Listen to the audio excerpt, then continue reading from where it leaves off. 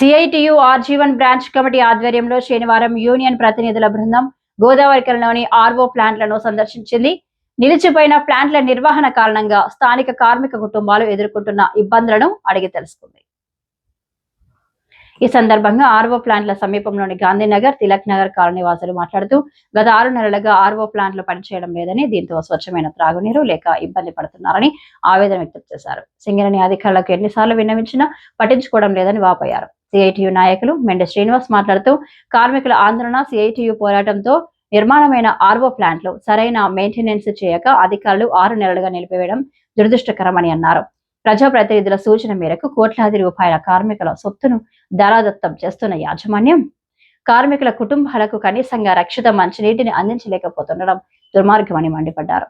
కార్మికుల సంక్షేమమే ప్రధానమని చెప్తున్న సింగరేణి అధికారులు తక్షణమే ఆర్వో ప్లాంట్లను రిపేర్ చేయించి కార్మిక కుటుంబ సభ్యులకు త్రాగునీరు అందించాలని డిమాండ్ చేశారు.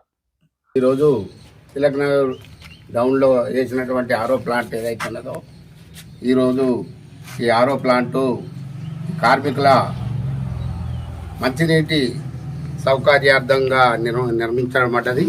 కాబట్టి ఇది వాళ్ళ పనిచేయకుండా గత 6 నెలల నుంచి కనీసం మంచినీటి సౌకర్యం ఇక్కడ ఉన్నటువంటి కాలనీ ప్రజలు, కార్మికులు, రిటైర్డ్ కార్మికులు ఈ నీళ్లను ఉపయోగం లేకుండా పోయింది. కాబట్టి ఎక్కడికో పోయి తెచ్చుకోవడం జరుగుతుంది. కాబట్టి మేనేజ్మెంట్ ఈరోజు ఏదైతే ఈ ప్లాంటును పునరుద్ధరించి చేసి మంచిగా చేసి నీళ్లు ప్రజలకు అందే విధంగా చేయాలని, సప్లై చేపియాలని చేస్తున్నాము. ఇన్ని రోజుల నుంచి సింగరేణి రిటైర్డ్ కార్మికులు ఉత్పత్తి చేసి కంపెనీకి ఎంతో కూడబెట్టినప్పటికి కూడా ఇవాళ కనీసము తాగుదామంటే మంచినీళ్ళు కూడా కోలుకోలేని పరిస్థితి ఉన్నది. కాబట్టి నిన్నగాక మొన్న ఏనైతే అడేవాడు ఫుట్బాల్ ప్లేయర్కు కనీసం 10 కోట్ల రూపాయలు సింగరేణి ఆదాయం నుంచి ఇచ్చి అన్ని గవర్నమెంటు ఇటు మేనేజ్మెంటు ఒకటై ఆ డబ్బులు ఆయనకు అప్పచెప్పి ఇచ్చేసింది. ఇవాళ కనీసం కొన్ని లక్షల రూపాయలు పెట్టి చేసిన ప్లాంట్ ఇలా నిరుపయోగంగా ఉన్నది. కాబట్టి వెంటనే దీన్ని మేనేజ్మెంటు దృష్టికి తీసుకుపోతున్నాము. Tilak Nagar down area RO plant ఇది. గత 2022 సంవత్సరంలో సిఐటియు సింగరేణి కార్మికులకు మంచినీళ్ళు రావట్లేదు, మురుగునీరు వస్తుంది, కలుషితం అయిపోతున్నాయని చెప్పి పెద్ద ఎత్తున పోరాటం చేస్తే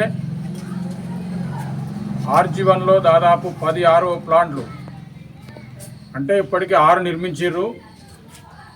అప్పటి నుండి కొనసాగుతూ ఉన్నది. ఆ పోరాటాన్ని ఇంకింత ఉధృతం చేస్తే గ్రాట్యుటీ ఫిల్టర్ బెడ్ కూడా శాంక్షన్ చేశారు. అది ప్రారంభానికి నోచుకోని పరిస్థితి ఉంది. ఇక్కడ ఉన్న వాళ్ళు సింగరేణిలో 30-40 సంవత్సరాలు పనిచేసి రిటైర్మెంట్ అయిన కార్మిక సోదరులు ఉన్నారు. వాళ్ళు చెప్తా ఉన్నారు, ఇది దాదాపుగా తిలక్ నగర్ ఆర్ఓ ప్లాంట్కి సంబంధించింది 6 నెలల నుంచి బంద్ ఉన్నది.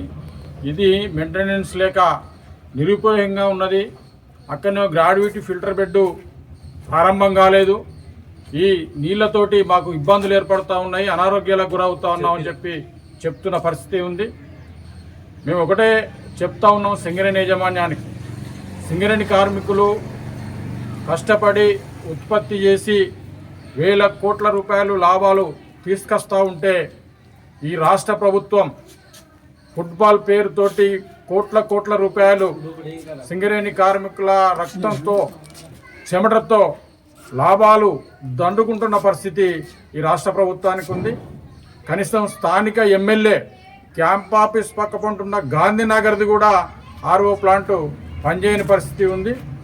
ఎమ్మెల్యే గారికి కూడా మేము సూచన చేస్తూ ఉన్నాం, ఈ గోదావరికని పట్టణం రామగుండం అభివృద్ధి కోసం కృషి చేస్తూ ఉన్నాం. కానీ ఈ కృషిలో నీ రామగుండం అభివృద్ధిలో సింగరేణి కార్మికుల చెమటతో తీసిన లాభాల నుంచి కూడా అభివృద్ధి కోసం సింగరేణి నిధులే వాడుతున్న పరిస్థితి ఉంది. కానీ ఇక్కడ చూస్తే కార్మికులకు మంచినీళ్ళు లేని పరిస్థితి ఈరోజు కనిపిస్తూ ఉంది.